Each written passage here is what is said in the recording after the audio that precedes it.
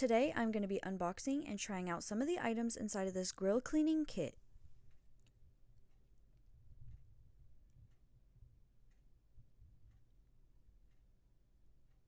Inside of the box you'll receive a manual, 2 metal scrapers, a set of 4 cleaning bricks plus a holder, a set of grease trays, a scouring pad holder, a rubber spatula, a set of 4 scouring pads, and seasoning for your grill.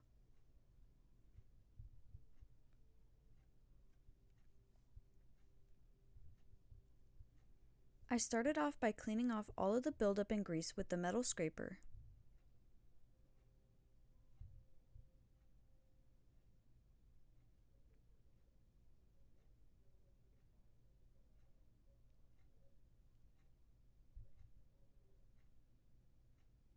After that, I went in with a scouring pad to clean off what was left.